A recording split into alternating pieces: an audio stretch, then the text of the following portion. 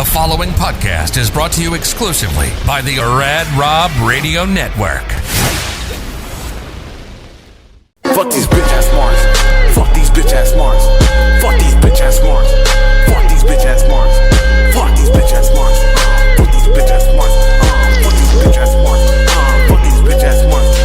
They ain't got no life.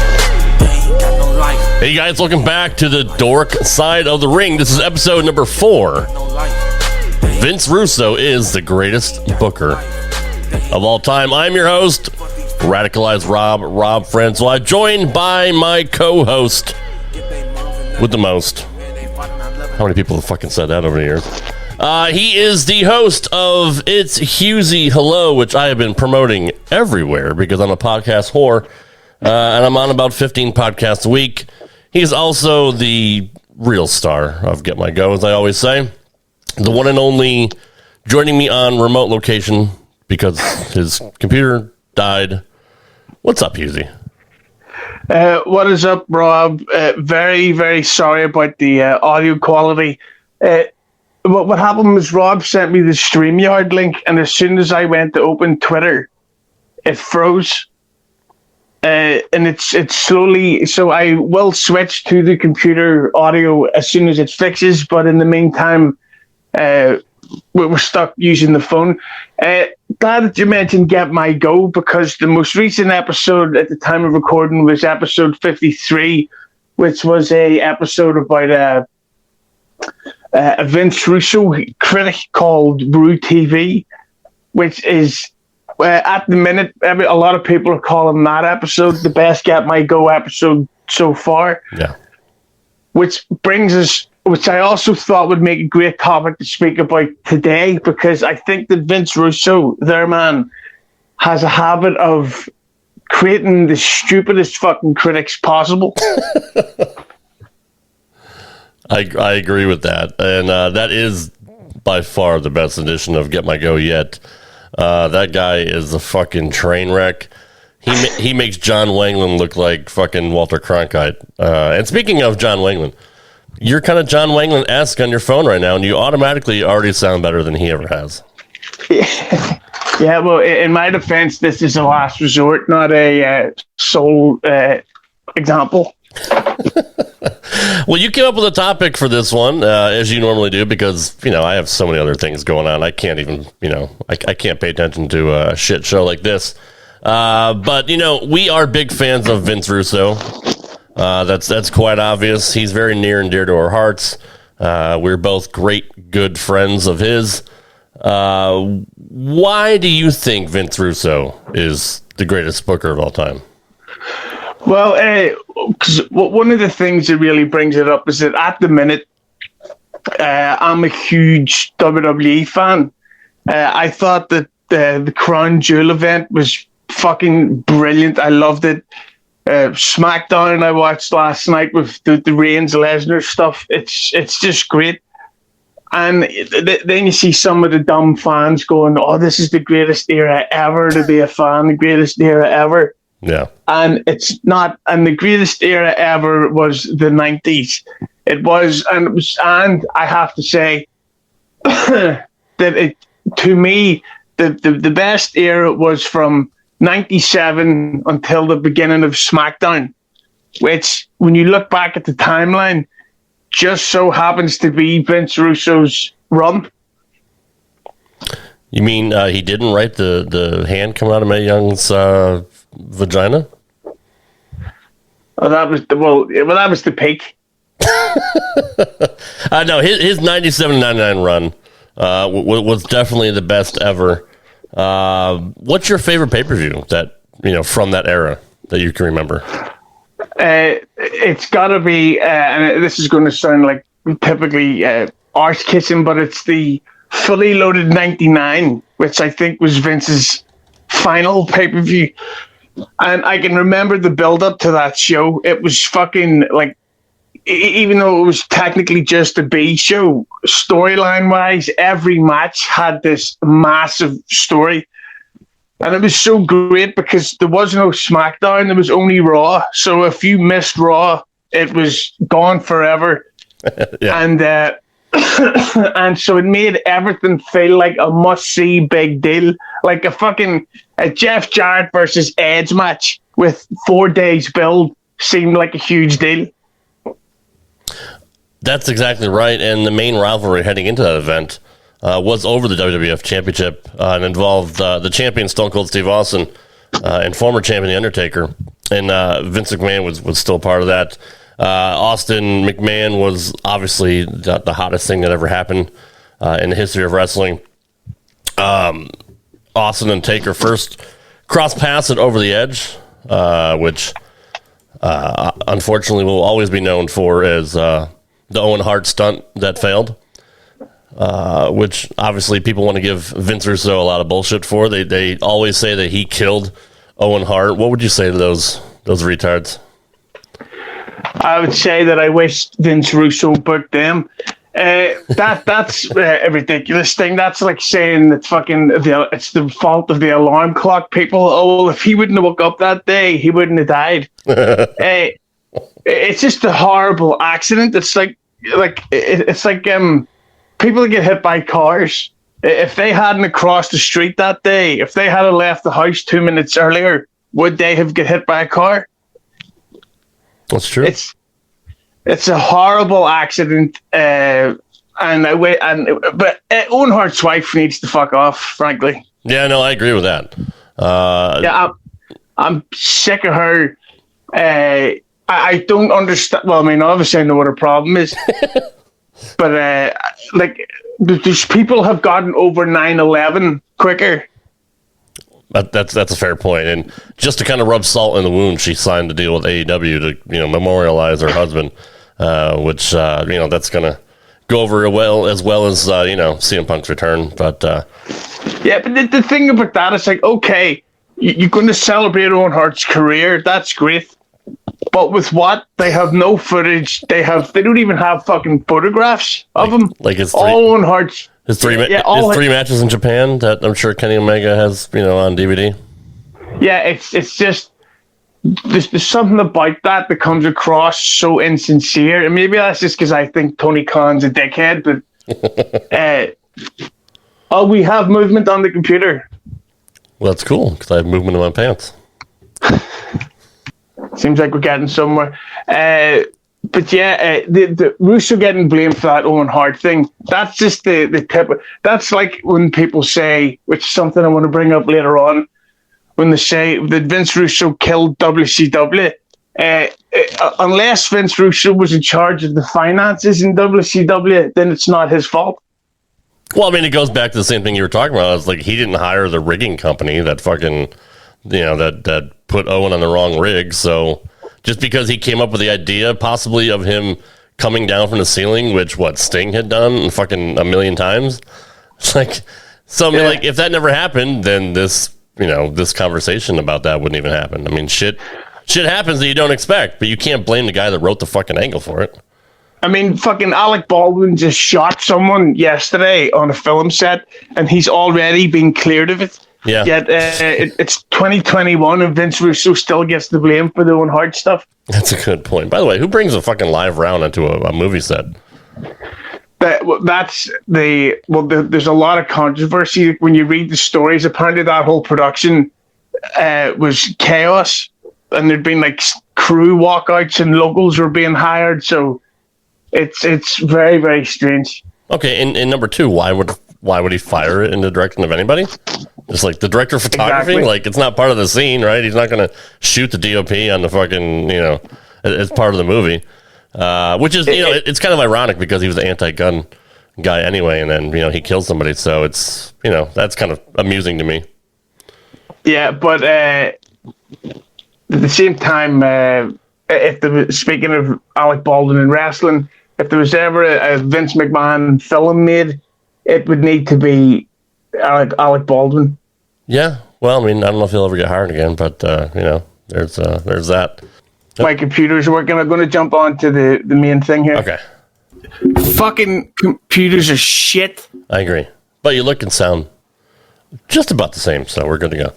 that was why do computers only ever stop working at the last minute? Why is it never an hour in advance? Why is it never the day before? It's only at the last minute. Fucking piece of shit. What kind of computer is it? iMac. Yeah, well, that's why. All right. It's so fucking annoying. Like, these are the ones that advertise everywhere. So you buy one and they go, oh, well, maybe it's your connection. It's like, it's your fucking design. So I remember the fully loaded pay-per-view. I mean, it was a stacked card. You had Val Venus taking on Joey Abs. We know Joey Abs is a WWE Hall of Famer. Godfather defeated Meat, Sean Stasiak.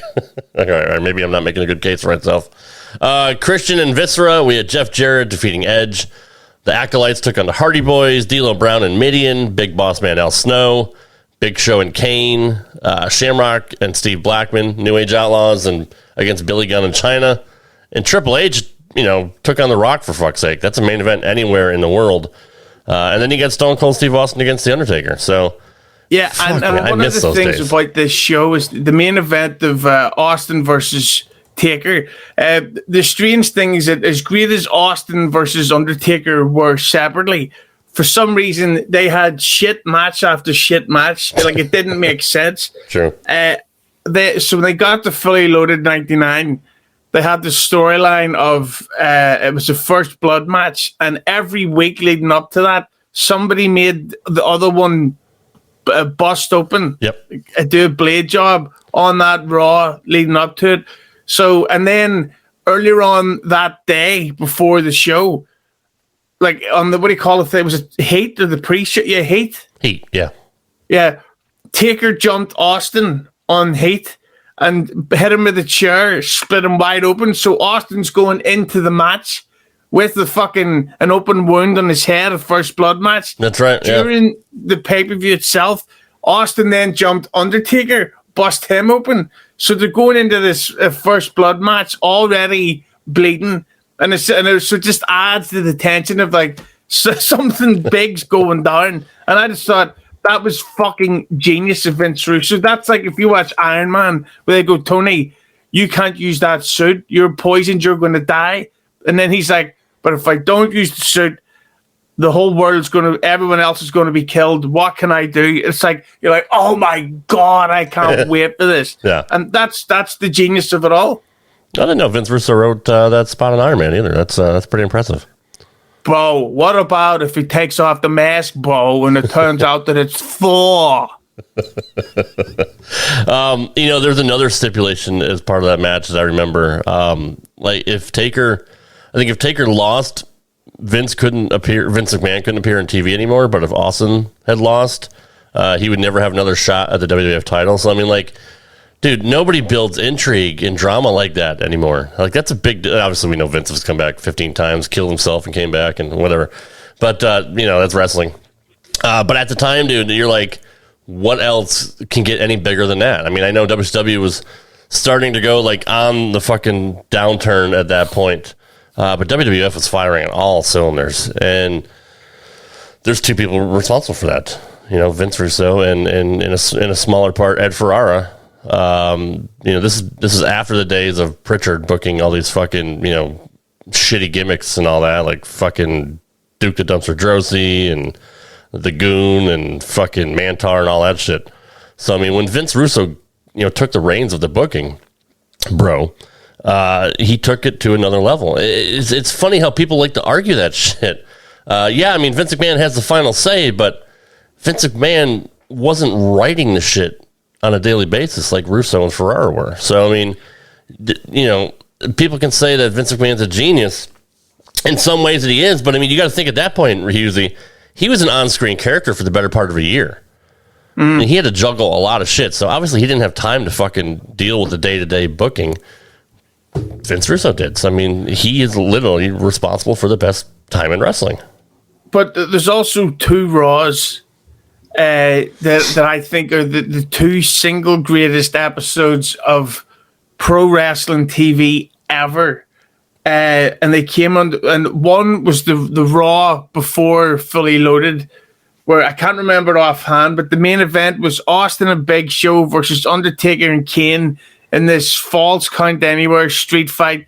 The Rock teamed up with Rogue and X-Pac to take on Triple H, China, and Billy Gunn, and it's like this is all fucking gold, and every segment had a reason. It wasn't like did you remember during the lockdown that they did a thing on SmackDown where the women wrestlers come out to do a karaoke contest?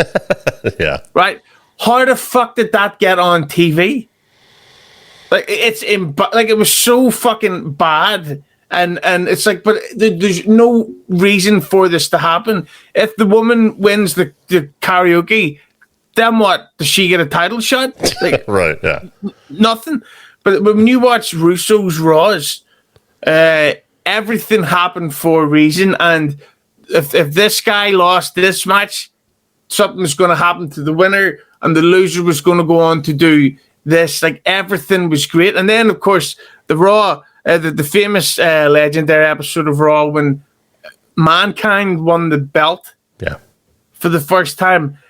I fucking dare anyone of our age to watch that episode with the volume up and not be marking the fuck out all day. I mean, Jesus, all that stuff about with DX randomly wrestling the corporation, and then Mankind had to beat Shane McMahon, and all leading up to this great Rock versus Mankind title match, and then Austin comes back, and fuck me, it was that Russo was the right guy with the perfect roster at the right time. It was fucking gold, and to this day, he's the reason why I think most people get fucking Peacock or get the fucking the WWE network as it is still over here to watch Russo era stuff. Yeah, no, that's exactly right. And I mean, that was kind of the original thought why I got it. Because I want to go and watch the Monday Night Wars again. I want to actually watch,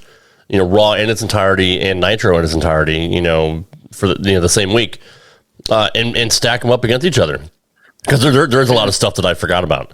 But you mentioned that Mankind Rock match. I still remember, where I was and what I was doing when I was watching it. I literally was flipping back and forth.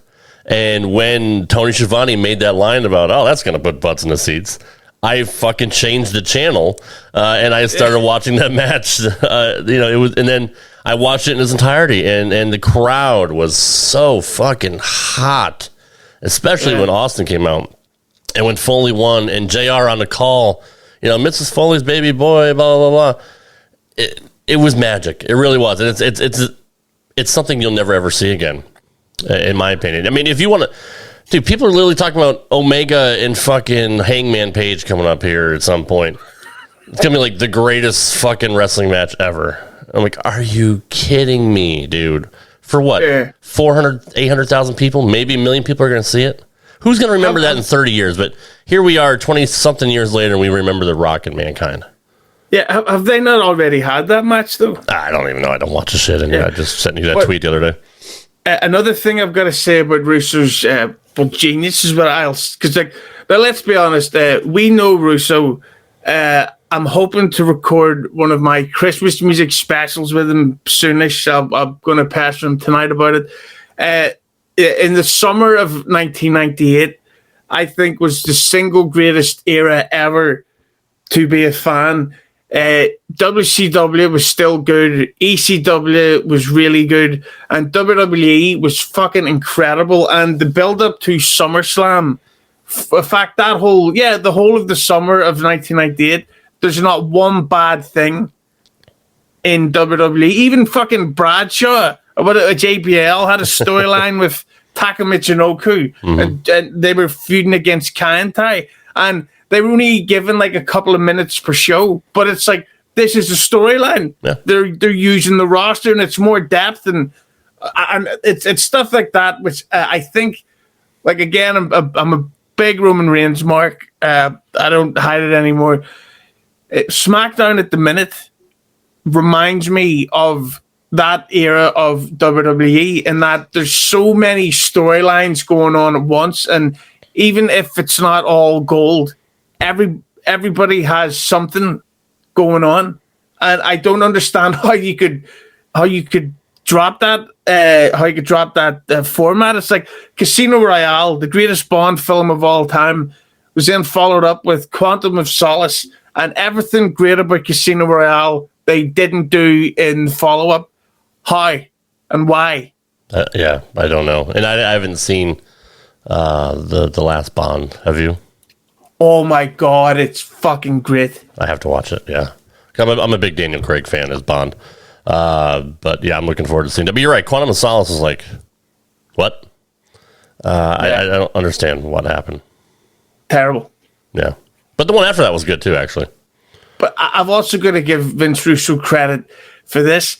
I think if it wasn't for him, the WWE video games would never have been as good because he created such depth. True. That it wasn't like if you get the game and you think, right, I'm going to pick Brock Lesnar and then I'm throwing the game away. Back then, there was so many, like Edge and Christian, fucking the Hardy Boys, the Dudleys. Yeah, Taka Michinoku, the Nation of Domination. Like, did you ever think you'd be excited about playing as Mark Henry in the game? He made all these new names, like the New Age Outlaws and stuff. You're like, this is fucking gold. I can't wait to get this game. So, and plus, a lot of his gimmick ideas, while they may not always work on TV, in the game, that's exactly what you want. Like, that's why I think TNA fucked up when they didn't put a lot of those gimmicks in their game. True. Like the Ultimate X and the King of the Mountain and all that stuff. Like, that sort of shit should have gone into the games. What do you think about his run in WCW? I didn't get to see all that much of it, but there is this one Nitro, which Night Bro. It's one of my hilarious jokes there. There's this one episode of Nitro that has to be seen to be believed, where like you could tell Vince was doing anything he could to sort of pop a rating, and it ends with a nine-way triple cage war games match. I remember that, yeah.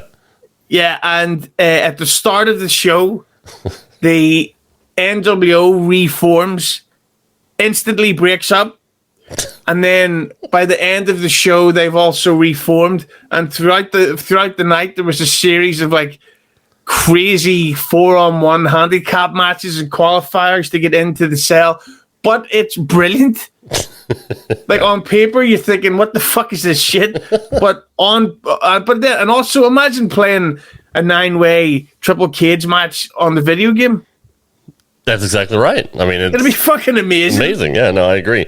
Was that that wasn't the same one that Canyon got thrown off the top, was it? No, I think that was on a pay-per-view. But this was, okay, all right. The great thing was they did this 9-way triple threat cage, 9-way triple cage match, right, on WCW to hype up the pay-per-view the next week.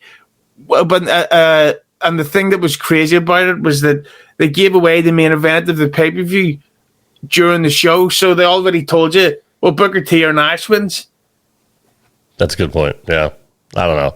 I remember, it was better than 2000. I mean, once Vince left, the show really, really went down.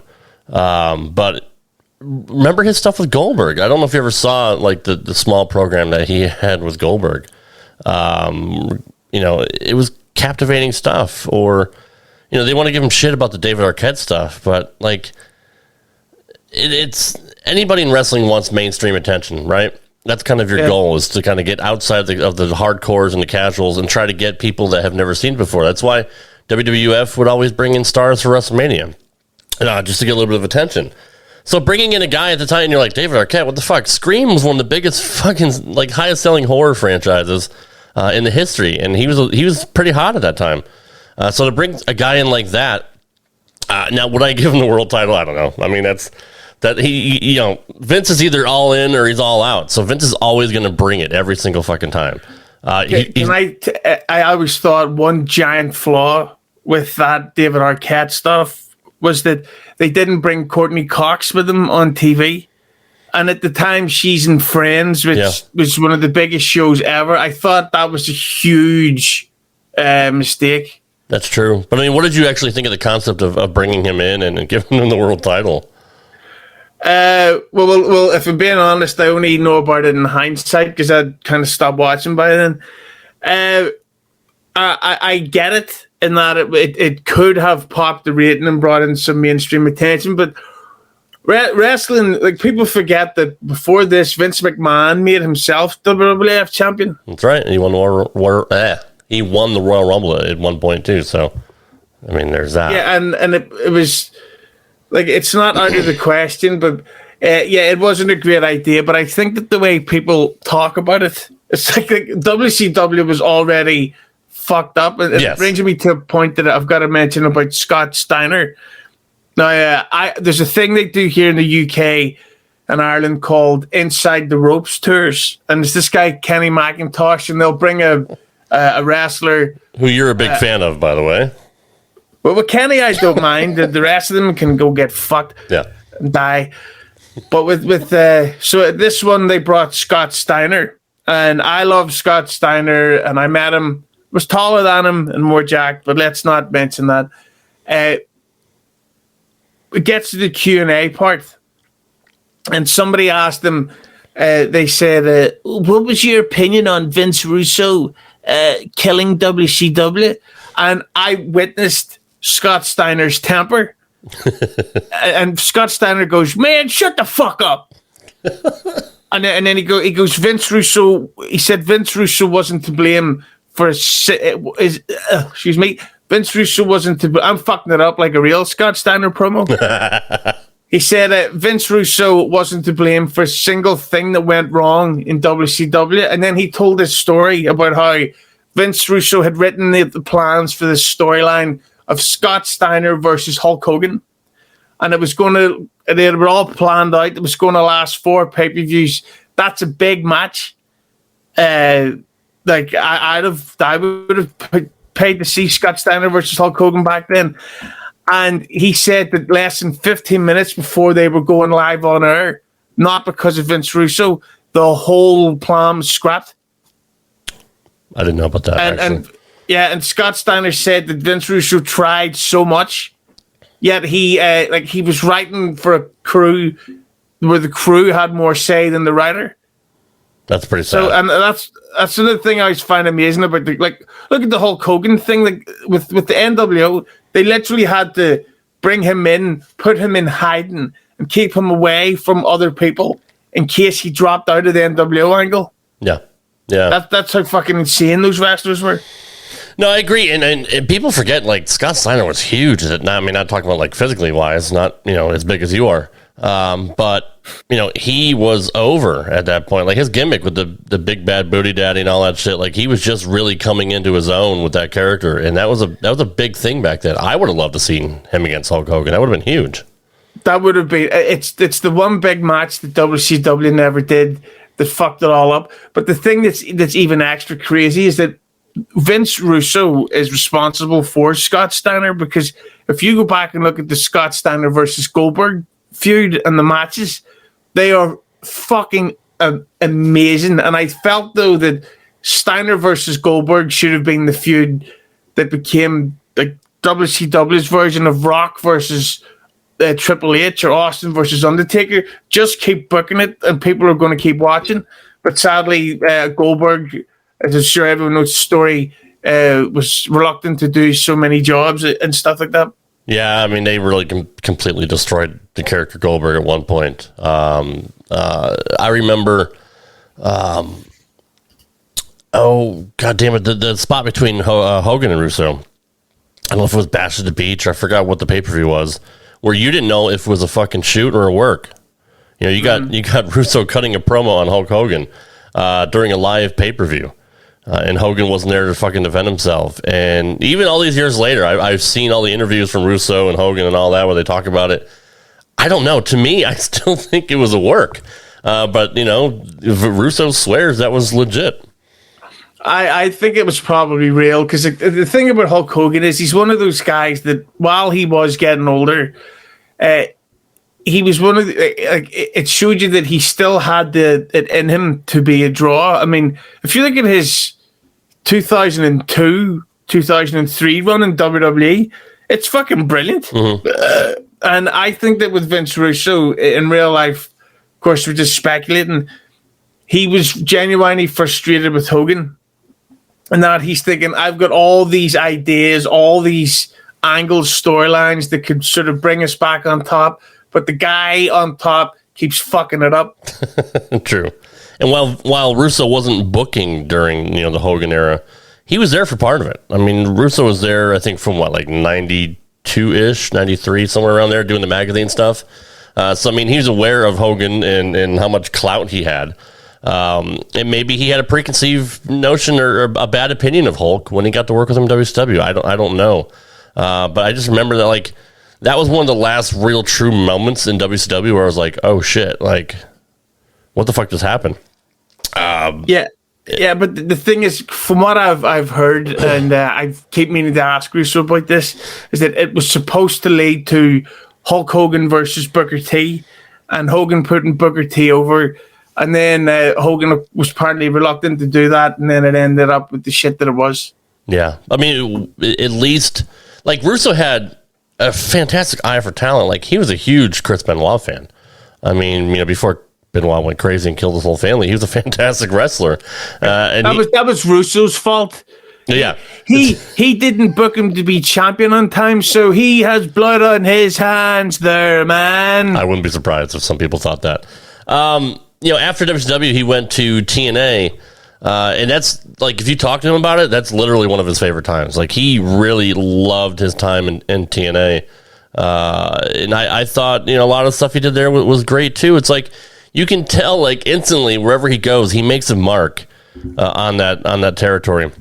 When Bischoff and Hogan went to TNA, they didn't do this, as great stuff. Like, everybody had big plans, like, Bischoff is going to save Impact. They're going to move into a fucking, they're going to go head to head with Rob. Come on, dude. Like, fucking with Bischoff and Hogan, it's the same old shit. But Russo knew what to do, and he was still on good terms with Jeff Jarrett at that point. You got to remember all the stuff that he did for Jarrett to elevate him during WCW. So then Jarrett brings him into TNA, and I thought they had really, really good stuff.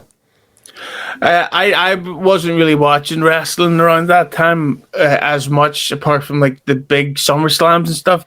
But I do remember a lot of people saying back then that TNA was better than WWE. I remember. Do you remember they did a thing on Raw? They did this stupid, weird storyline of the Undertaker versus Tommy Dreamer. Yeah, and the Undertaker kept making Tommy Dreamer eat gross stuff. Mm-hmm.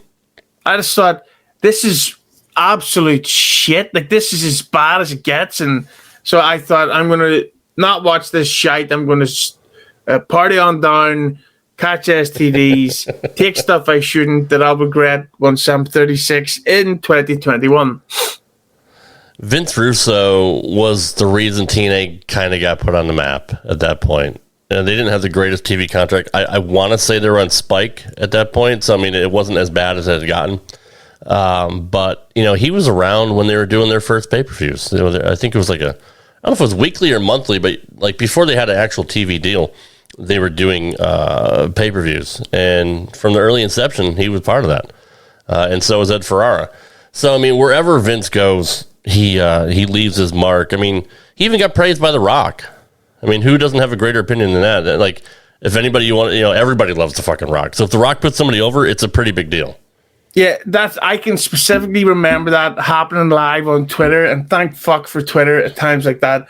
I can't remember what the episodes were about, but 83 Weeks had done an episode where Bischoff had really, really buried Russo, like, for fucking 3 hours.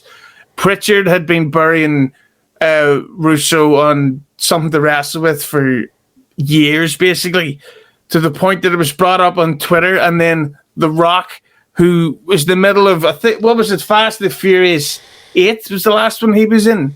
I think so. I can't keep up with him, yeah. But the $1 billion grossing film, or maybe it was 7, which was, I think, a billion and a 1.5 billion grossing, another one of the biggest films ever. While out promoting that film, The Rock got involved in a Twitter battle defending Vince Russo because he said, "Oh no, it was Vince's idea for me to do this. It was Vince Russo's idea." He said, "What about this match? What about if The Rock goes out and they do this, this, and this?" And ever since then, Pritchard rarely ever mentions Russo's name because it's like no, you're fucking wrong. Yeah. He got you. That's really smart. So I mean, like, coming from The Rock, that's a pretty big deal, especially for him to back up Russo. He did not have to do that. But I think honestly, it's all done for YouTube clickbait. It might be. My theory is that people like Cornette, Pritchard, Bischoff, they all know how YouTube works and how to make money. That once they can get past a certain time limit, you can put multiple ads on there. So I think that if they're like, SummerSlam '98 was a really good show, hey, you need to extend it a bit. Fucking Vince Russo, right? What would he know about the booking? And he sucks in New York and yada yada yada. And I think that's what his name has become. And because so many Mark fans only let other people do their thinking for them, I think that Russo has now become the guy who they instantly target all their abuse at. Yet at the same time, if Vince Russo did come back and brought his style of writing to TV, everyone would be like, "This is fucking great. This is really good stuff." Like right now, Raw needs needs Vince Russo. AEW needs Vince Russo. When you have a roster of and there's more than a dozen people doing nothing. Like, how the fuck does Ricochet have no storyline? Yeah, I know. Well, he can't cut a fucking promo, so I mean, there's that. But can you imagine what he can do in AEW with all of the talent that they have there? And I'm not even talking about the people that have been there originally, like all the newer talent they signed from WWE. You're telling me like fucking Andrade can't have a program? Like, he's a fantastic wrestler. Of course, he's not a great English speaker, but I mean, he's a fucking fantastic wrestler. His stuff with Drew McIntyre in NXT, I still remember, like, it's some of the best stuff they've ever done. But the thing is the problem with AEW, and I because of Keeping 100 official, which you find on YouTube, thank you. The biggest complaint that their fans have, or the wrestling fans have with AEW, is that there's no storylines. It's always just matches. Rad Rob versus this guy. Yep. That's the angle. It's like, but then why would I watch that? Whereas if you look at Brock Lesnar versus Roman Reigns, they've got this whole thing of who's Paul Heyman really with. That's so good, dude. God damn, it's so good. Fucking gold. Yeah. Like, Crown Jewel, not that we're reviewing the show, that show was a fucking perfect. Edge versus Rollins. Great storyline. Yeah, the storyline going into that was amazing. I just thought that was a perfectly done show. And that ending with Lesnar and Reigns, and the way the show ended with after this great match, but there's more questions that need to be answered. It's like, that is a flawlessly done angle, and that was exactly the sort of shit that Vince Russo did all the time with everybody. Yeah, I mean, look at little nuances from Paul Heyman, like when they were walking back up the ramp after that. He's walking back with Roman. He's clutching the belt in his hands, but he still looks back at Brock, like with a little concerned look on his face. Like, was Brock supposed to get that belt that he threw in the ring, or you know what I mean? Like, Paul Heyman's a goddamn genius. He's another one that's up there on like intellect, wrestling intellect levels as Vince Russo. And do you know what I think the finish might be? What's that? That the person that Paul Heyman eventually is aligned with is The Rock. Oh, really? No, that's... Yeah, I think that's going to be the swerve, bro. That he ends up with neither the Bloodline or Lesnar. That would be something. Oh my god, that would be fun. Yeah. I mean, not that The Rock needs anybody like that, but still, just the fact of seeing those two guys together, it's another one of those iconic moments that you'll see on highlight reels, like for the rest of fucking eternity. That would be something else. What do you think Vince Russo's legacy is? Should he be in the WWE Hall of Fame? 100%. But if it wasn't for Vince Russo, there wouldn't have been fans like us, we would have tapped out during the 95 New Generation era. That's true. Hello, Chad. Hello, Chad. Yeah, I remember I stopped watching in later 94, and I didn't come back. And I casually tuned in to see SummerSlam 95, but I didn't really get hooked back in fully until like 97. And there's no logical thinking fan with any type of IQ there, man, who could seriously think that Vince Russo doesn't deserve to be in the Hall of Fame. And the thing is, there's a shit ton of wrestlers who would endorse him. Austin would, The Rock would, Jericho would. I think anybody with a brain who doesn't currently work for WWE would say absolutely he deserves to be in there. Jericho, another one. I didn't even think of that. Like the Jericho stuff when he first came back, huge. But that's the thing, is I don't think that Jericho and Russo ever actually worked together. Oh, did they not? I know they were in there at the same year. I didn't know the actual. I don't remember when Vince actually left. So maybe I'll just cut that part out because I'm a fucking idiot. Yeah. No, I think Russo had left by SummerSlam. Okay, gotcha. And Chris came in around November, I think, before the millennium. I think so, but I also think that Bret Hart talks a lot of shit about Vince Russo, and I think that's usually the kind of cunt that he is, because wasn't it Vince Russo who finally made Bret world champion in WCW? That's right. Yes. And didn't he try to elevate Murderer Benoit? Didn't he give fucking Goldberg that storyline with Sid that was actually pretty good? Yep. Like the guy always tries to help, and even when it comes to podcasting, Vince Russo has done at least 3 or 4 episodes of my show for no reason. I don't pay him. I don't fucking elevate his show. He just does it out of the kindness of his heart. He's a nice guy. He does deserve the Hall of Fame. I'd love to see him get like a documentary made about him. Yes. I've heard that he's on good terms again with WWE. I think just fucking give him the respect he's due. And put it like this: here's how you make a Vince Russo documentary. You talk about his era. You show highlights of the Attitude Era. If you can, you get Austin, you get The Rock, you get The Undertaker, Kane, Foley, Triple H to do interviews and go, yeah, the DX versus the Nation, the fucking Undertaker versus Kane, Austin versus The Rock, Austin versus McMahon, like, and that's just the obvious ones, right? Yeah. I wouldn't want to see Big E on there, like talking about the whole thing. Like, I want the people that were there. I fucking hate it when they bring in people that weren't even like born yet. The Brood. What about all that stuff? Was fucking amazing. Oh my god, I love that era. I do too, and you're right. He should be in the Hall of Fame, and now would be the perfect time to put him in, and would be the perfect time to do a documentary, because from what he says, they are on pretty decent terms. He's done a couple network projects for them. He did mention talking to Vince McMahon pretty much for the last time, so at least they're on speaking terms. And Vince was kind of warm to have Russo back, but I guess Russo wanted to be a consultant or whatever, but apparently McMahon doesn't want him back, a part of any creative. So that door, I think, is finally closed. But at least they had a conversation, which is something that they hadn't had for many, many, many years. So I think maybe at some point he will be in the Hall of Fame, and maybe it's after McMahon's gone. But for all the success that he brought them, I mean, Vince McMahon claims they were almost bankrupt, and had to go that Attitude Era edge to take over WCW, because Bischoff wanted to put Vince McMahon out of business, wanted to bankrupt his family. And Vince Russo is solely credited for the reason why we're still watching wrestling today and talking about it 25 years later. That's the lasting legacy of Vince Russo. Yeah, I never watch pro wrestling, even from the 2000s. I don't watch it. It's all from the 97 to 98 era, and then even some of 99. Like, of course, the build up to WrestleMania 15, yeah, was fucking like, yep.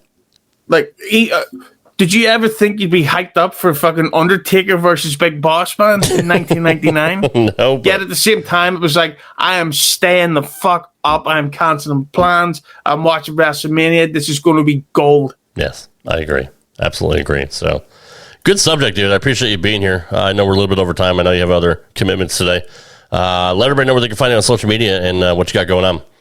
Find me at the Hughezy on Twitter, at the Hughezy on Instagram. Preferably follow me on Instagram because the higher the number, the easier it is to get guests for interviews. If you have to be a pro wrestling fan, go check out Keep It 100 Official on YouTube. That's the controversial podcast hosted by Conan and Disco Inferno. And for my glorious podcast, come check out It's Hughezy Hello. And for the video version, search for Hughezy Entertainment on YouTube. You guys can follow me on Twitter and Instagram at Rad Rob Gaming. Check me out on Twitch every Tuesday and Saturday night, 6 p.m. Central. I'm a Twitch gaming streamer, twitch.tv/Rad Rob Gaming. And check out my YouTube channel, Rad Rob Gaming.